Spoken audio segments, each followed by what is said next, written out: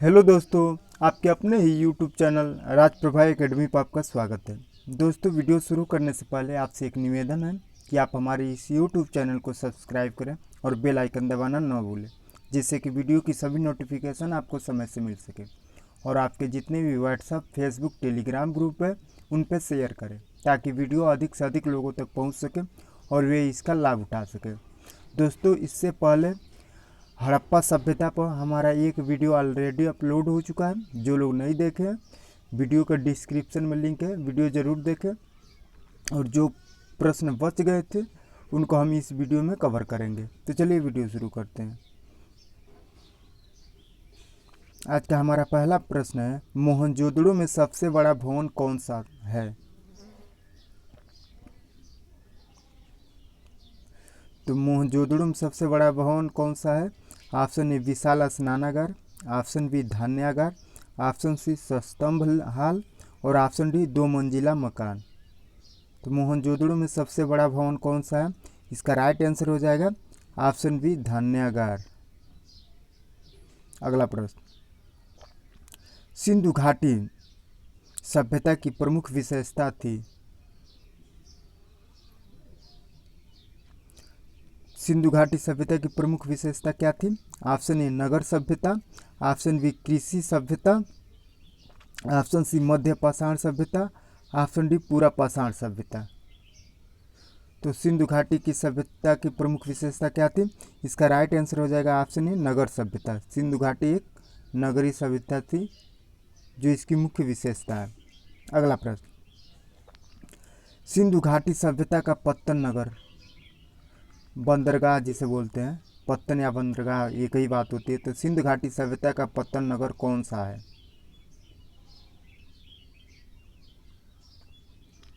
Option A Kalibangan, option B Lothal, option C Ropar और option D Mohenjodaro. तो सिंधु घाटी सभ्यता का पत्तन नगर कौन सा था? तो तीसरे का राइट आंसर हो जाएगा ऑप्शन बी लोथल।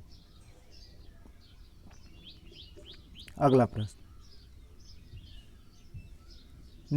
निम्नलिखित विद्वानों में से हड़प्पा सभ्यता का सर्वप्रथम खोजकर्ता कौन था?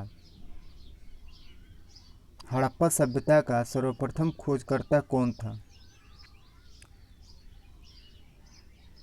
Option A sir John Marshall, option B R D Banerjee, option C A Cunningham और ऑप्शन डी दयाराम साहनी। तो चौथे का अपना राइट आंसर हो जाएगा ऑप्शन डी दयाराम साहनी, हड़प्पा सभ्यता के खोजकर्ता थे। अगला प्रश्न,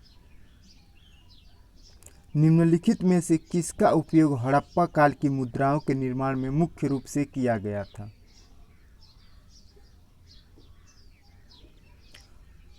तो निम्नलिखित में से किसका उपयोग हड़प्पा काल की मुद्राओं के निर्माण में मुख्य रूप से किया गया था? ऑप्शन ए है टेराकोटा, ऑप्शन बी है कांसा, ऑप्शन सी है तांबा और ऑप्शन डी है लोहा। तो इसका राइट आंसर हो जाएगा ऑप्शन ए टेराकोटा। अगला प्रश्न, निम्नलिखित में से कौन हड़प्पा संस्कृति के अध्ययन के साथ संबंधित नहीं है? प्रश्न है, निम्नलिखित में से कौन हड़प्पा संस्कृति के अध्ययन के साथ संबंधित नहीं है? ऑप्शन ए है चार्ल्स मैसन, ऑप्शन बी है कन्निंघम, ऑप्शन सी एम व्हीलर और ऑप्शन डी है पी एस वत्स। तो हड़प्पा संस्कृति के अध्ययन के साथ संबंधित नहीं है। इसका राइट आंसर हो जाएगा ऑप्शन डी पी एस वत्स। अगला प्रश्न,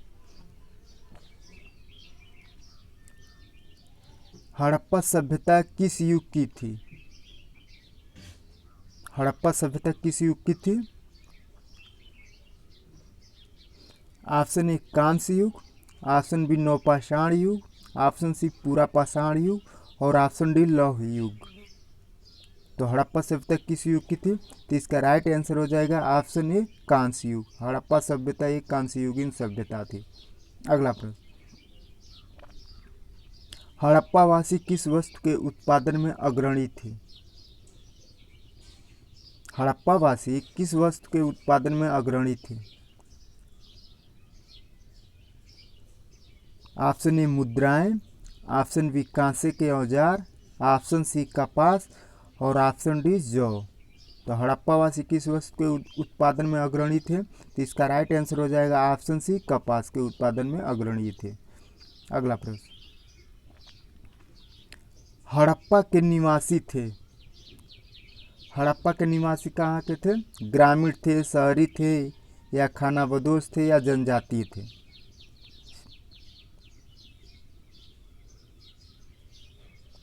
तो हड़प्पा के निवासी कैसे थे? शहरी थे। तो इसका राइट आंसर हो जाएगा ऑप्शन बी, शहरी।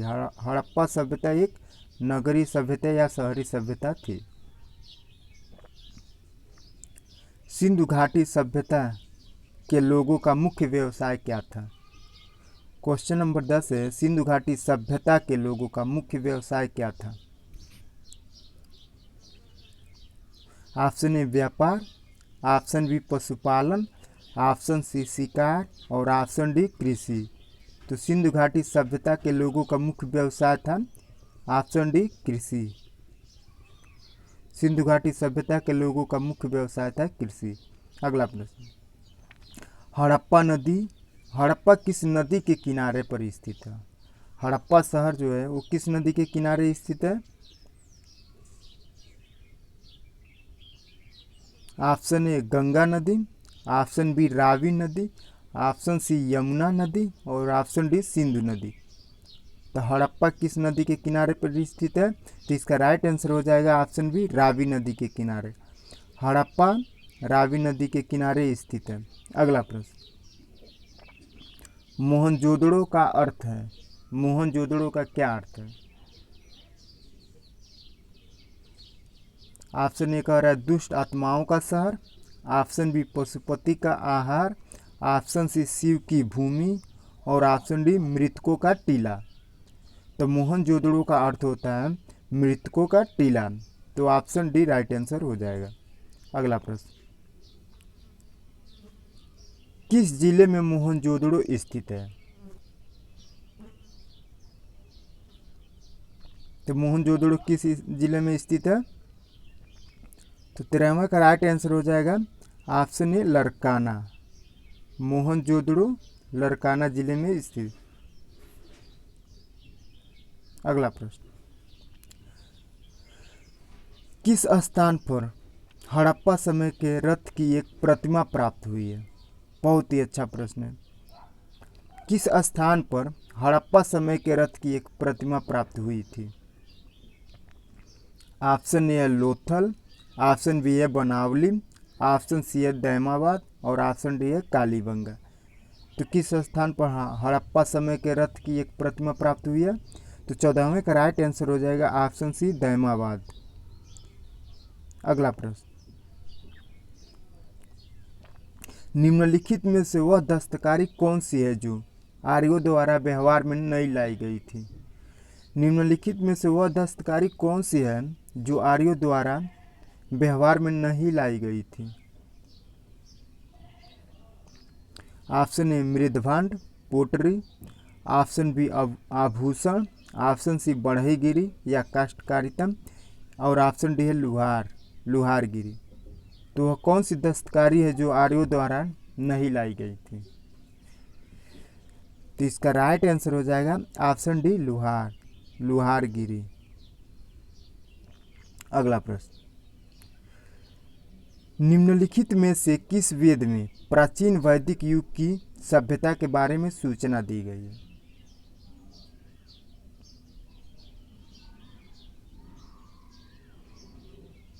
Option A Rigveda, option B Yajurveda, option C Atharvaveda, option D Samaveda. तो निम्नलिखित में से किस वेद में प्राचीन वैदिक युग की सभ्यता के बारे में सूचना दी गई है? तो 16वें का राइट आंसर हो जाएगा ऑप्शन ए, ऋग्वेद। अगला प्रश्न,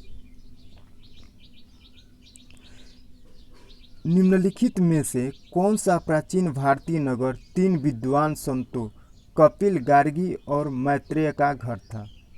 प्रश्न है, निम्नलिखित में से कौन सा प्राचीन भारतीय नगर 3 विद्वान संतों कपिल, गार्गी और मैत्रेय का घर था?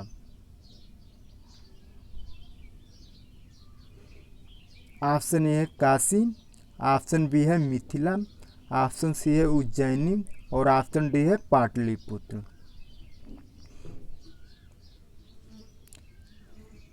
तो इसका राइट आंसर हो जाएगा ऑप्शन बी मिथिला। कपिल, गार्गी और मैत्रेय का घर था मिथिला। अगला प्रश्न दोस्तों, हमारा इस वीडियो का ये लास्ट प्रश्न है। भारतीय शासन के प्रतीक ये शब्द सत्यमेव जयते निम्नलिखित में से किस ग्रंथ से लिए गए हैं?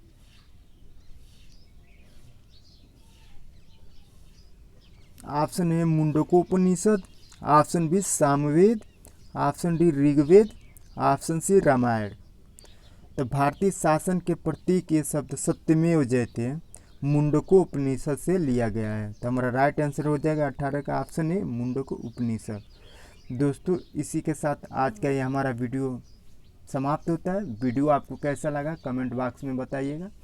वीडियो देखने के लिए बहुत बहुत धन्यवाद।